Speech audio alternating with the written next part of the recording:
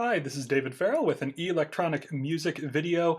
This is my introduction to Ableton Live's interface video. This is a starter video for people who are new at using Ableton Live.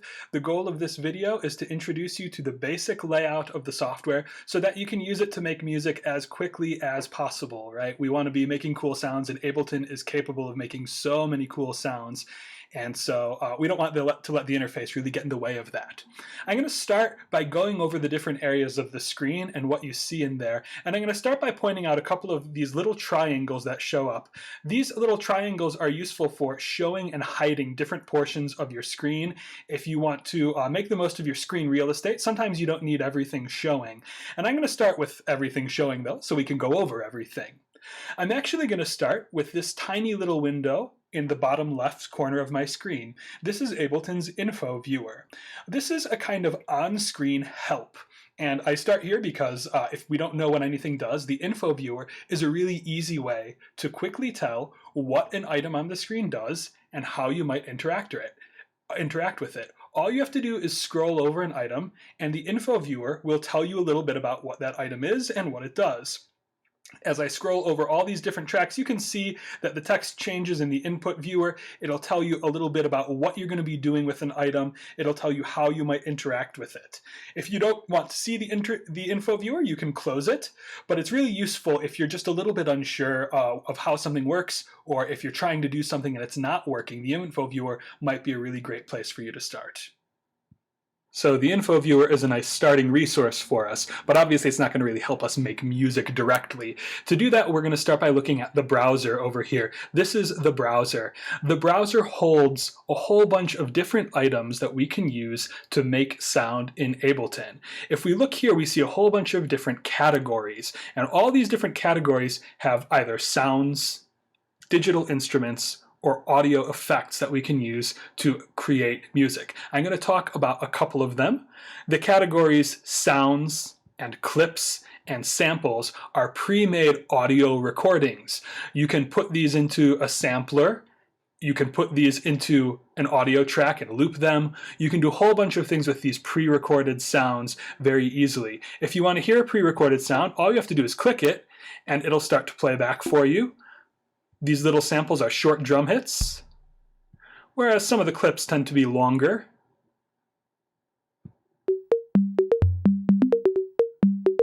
Okay, so you got a lot of cool things here. If they're very loud, the volume for these samples is located over here, this little blue thing, and as you see, I moved away, it stopped playing. I find the default volume to be quite loud, so I tend to turn this thing down right away when I get in here. But you've got a lot of cool sounds that show up inside of the clips and in the samples. Let's move over to instruments. Instruments are digital instruments that Ableton has created. There's a whole bunch of different ones that you can use, and all of these contain different ways we can make sounds. The different instruments all have different strengths and weaknesses. I'm not going to go into the details of what they all do right now, but to use an instrument, all you have to do is drag it into a Midi track, and it will show up, and once it's there, you can start playing it. It's very, very intuitive. If I drag the instrument name directly into a track, I'll get a blank version. I'll get the default template of that instrument. If I go in and into the pull-down menus, into the tabs here, I can get some of the interesting presets that the people at Ableton have already built for me. Pretty loud there for us. And so these instruments are all really useful. There's a lot of really cool instruments that you can play here and a lot of possibilities in terms of working with them. The last thing I want to point out in the categories here is the selection of audio effects. These are things that you can use to process audio in Ableton, whether that's audio from a digital instrument or whether it's audio from a recorded sample. To use these, all you have to do is drag them into a track. You can drag them into the track up here, or you can drag them down into the little viewer down here. And if you've used digital audio before, you'll see some familiar effects here. Things like reverb, things like simple decay, a flanger, an 8-pole equalization, a whole bunch of different options, as well as some more interesting and exotic ones, like the grain delay, which is kind of a cool thing. Again, all I have to do is click and drag, And I've got my EQ here, and most things you can interact with pretty easily. I can mess with my EQ here, and just like the instruments, the drop-down menu has a bunch of presets, and so you can find preset versions of these things that already have some interesting settings for you. All you have to do is drag them into the window and play, and you'll be able to make sound. And so that is the browser portion of Ableton Live. Again, it holds a lot of cool things: clips, samples, and sounds, all different audio files that you can use to make music, instruments, digital instruments that you can use, audio effects, different processes that you can put on top of your samples or your digital instruments. Okay, I have cleared out my instruments, and I'm going to talk about the next portion of the screen, which is this kind of main portion of the screen. This holds all the tracks in our Ableton Live set. And I'm going to talk a little bit about the different kinds of tracks that we find in Ableton. Ableton has 4 different kinds of tracks in it: Midi tracks, audio tracks, return tracks, and a master track. Let's start with Midi tracks. Midi tracks hold digital instruments from Ableton. They hold the instruments that you find over here in the instrument category of the browser. And inside of them, you can store Midi data. I like to use the analogy of MIDI data to sheet music. MIDI data tells an instrument, tells something what notes to play, how loud to play them, how long to play them. But it doesn't exactly tell them what types of sounds you're going to get. And so a MIDI file is kind of like directions for how to make a sound. Depending on what instrument you load into a MIDI track, you will get very different sounds. Okay? And so as you load MIDI data into your MIDI tracks, you have to be careful about what instrument you're going to choose, because that's going to have a lot of determination on what sounds you're going to get. Audio tracks, on the other hand, hold recorded audio files. You can use the samples or the sounds over here in the Ableton browser. You can also drag and drop audio files from your own computer, whether they're recordings you've made with other software or just recordings you've downloaded from free sources online. Those audio files are always going to sound the same. They're recorded audio, they exist that way, and so when you play them back, you're going to hear them as they are. They don't change based on the instrument like these MIDI tracks do, because there is no instrument. These just hold pre-recorded things. Let's talk a little bit then about these return tracks. Ableton Live's default set has 2 return tracks, a reverb track and a decay and a delay track. Return tracks are useful for holding audio effects. The reverb track over here is indeed holding a reverb unit. When I clicked on the track, we can see the reverb unit down here. And rather than putting a reverb in every single track, if I want one sort of general reverb sound, I can put it into a return track, and I can route some of the audio from my other tracks to this return track. Let's try it out really quickly just to show you how it works. I'll load a quick MIDI instrument into my MIDI track here. And there's the sound of it. If I turn up the send here in my track, then it'll start sending audio to return track A. And now we can see we get that long reverb, that long decay. If I turn up send B, I'll also send it to there where we have our delay, and so I can get some of that delay action as well. There's that little echo that we get. These return tracks can be useful when you have one setting of an effect that you'd like to use with a number of different sounds. Again, we could just put a delay into every single one of our tracks and set it up accordingly, but if this can save us some time and work by using a return track. The last track is the master track. The audio from all your other tracks goes through this master track before it goes out to wherever you're sending it, whether it's to your headphones or whether it's to an audio system in a concert hall or wherever you are. The master track is where we can make final controls. If we drop any audio effects in the master track, it'll process that effect on all the sounds that you've got going. If we want to control master volume, we can turn it up and down here. The master track is useful for having sort of global controls over what's going on. You only get one master track, and so treat it nicely and use it with care. That's all the track types that you have. Your MIDI tracks, which hold MIDI information and play digital instruments. Your audio tracks, which hold previously made recordings and play them back the same way for you. Your return tracks, where you can hold audio effects and route audio from other tracks to them. And your master track, the final destination for all your audio before it makes its way out. The last portion of the screen that we'll look at is this horizontal band down at the bottom. I've already seen some action there. This shows us all the things that are going to be happening inside of our tracks. You see that my 12-string guitar that I've loaded in here, my operator instrument, shows up in this track. When I click on the track, I can see all the settings for the instrument, and I can edit them down there. If I load a different instrument in another track, again, you can see that it will show up down there. If I have audio effects, like reverb, you can see it will show up down there. Every track's instruments and effects will show up here in this bottom band. This bottom band is also useful for viewing clips in Ableton Live.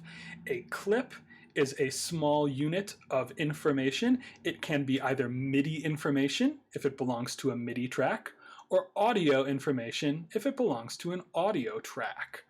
Clips are kind of the bread and butter units, the small cells that we use to sort of construct more large and elaborate pieces of music. And so I want to talk a little bit about how we can create and work with them very quickly. I'm going to start by creating some MIDI clips.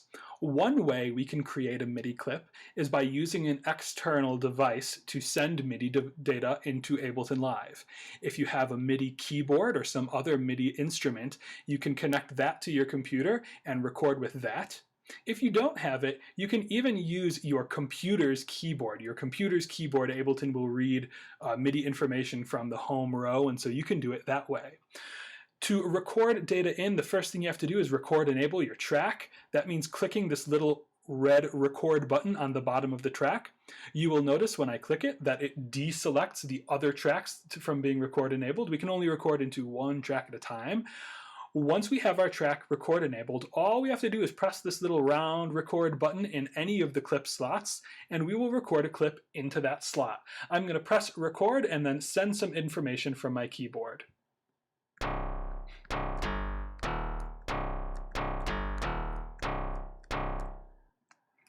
Really short clip. I use the space bar to press stop, but you can also click stop. When I double click on the clip, we can see the MIDI data show up down here. Here it is, and we can play it back too. Ableton's default is going to be to loop this clip. You can see that setting over there. And here it is in all its glory. The pitches are represented by these red bars, and height represents the pitch, the frequency. Left to right horizontal length represents the duration of the pitch. If I stop, it's very easy to change these things. I can simply select a note and drag it around and get a new pitch. If I want something to be shorter or longer, I can simply delete, and I can make these things stretched out however I want. Loudness, or velocity, as we sometimes use in the term in MIDI, is determined by these little sort of pins on the bottom. If I drag the top or bottom up and down, my pitches will get louder or softer. I can play it back, and we can hear it with some of the changes I made.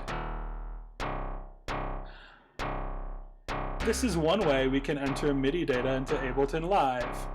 If I double-click on an empty clip slot, it'll create a clip for me, an empty clip. And I can create data directly into that as well. If I double click on the grid, it'll create a note. You can see what pitches are being generated over here. I can build a quick chord just manually with my mouse. I don't even need any external devices to create this. And I can play this along with the other. Okay. Right. If I want my clip to be longer, I can stretch it out a little bit. I can stretch these little arrows at the top to make it a longer clip and make my pitches longer. My chord's a little on the short side for my taste, so I'll stretch it out. If you want to stop things, the square buttons are stops. Notice that when I click the stop for this track, it stops its clips, but the other one is still playing. I can control them independently. If I go to my master track, I can play all the clips in a given scene by pressing play over here. There they are playing together again. If I want to stop everything, similarly, I can press the master stop over here and it'll turn everything off. Okay, that's a good way to stop things. The top, the top transport up here, if you use that to stop, it will stop things, but notice that Ableton will remember where its clips are for you, and it will start them in the middle of those clips again. And so if you want that feature, then feel free to use the transport. If you don't, then use the master stop all clips control. So that's a good, quick introduction to MIDI data, how to get it in, how to work with a little bit. Let's talk about audio as well. We remember that our browser has a whole bunch of different audio in it. I'm going to go to the clips area and find a beat for us, and I'm just going to drag the sound file into my audio track, and you can see it fits a clip slot just the same as the MIDI data did, but of course the clip looks a little bit different. This is not MIDI data that is so easy for us to edit. This is an audio file. It's always going to sound the same. Let's take a quick listen to this audio file. This is a pretty straightforward beat. A couple of different settings that we can look at in here. Again, we have the loop setting. Ableton loves looping, and so it always defaults to loop for you. If you don't want it to loop like that, you can just turn the loop off. Ableton also has this cool setting called Warp. Warp adjusts the tempo of a file to the tempo of your track. My track tempo is up here. You can see it's 120, and because Warp is on, if I switch around the tempo of my track, it's going to switch the tempo of this audio file. That is a really cool thing that Ableton does for you. It's a really useful thing, and the clips that Ableton has already loaded tend to work very well with it. I will say from my experience, if you bring in an audio file from the outside, Warp might end up making it sound a little bit weird, and so you might want to turn that off if you're having unusual sounds. Warp can be your friend, but it can also maybe be your enemy. One other interesting thing is that there is a transpose feature here. We can use the transpose feature to transpose the pitch of our audio files higher or lower, right? And it's very easy to do. Make things low, make things high. Just a quick thing that we can do. This has a really glitchy sound when you get it very high, which is kind of cool. Maybe I don't want it that much. Okay. I can, of course, play this with my other tracks.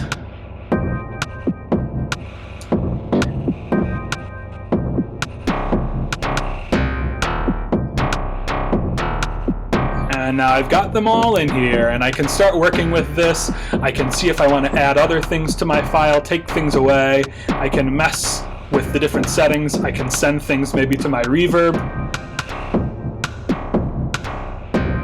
Can send things to the delay a little bit.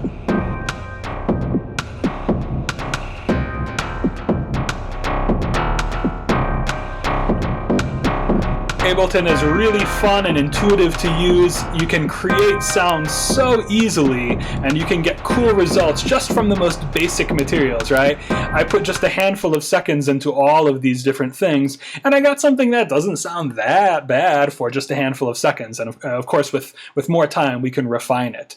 So that's a quick introduction to audio tracks as well. Stopping and starting audio is just as easy as anything else. That works the same. We can use the stop from our track or from the master track as well. So that is a quick version of how to work with audio clips.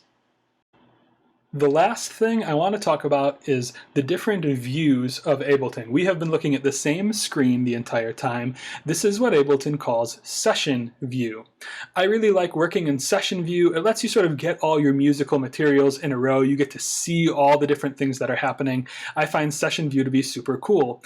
Ableton has a different view, though, that is called Arrangement View. And if you're putting together a track that you want to be fixed and just right and perfect, then that view is pretty useful as well. You can switch between the views over here.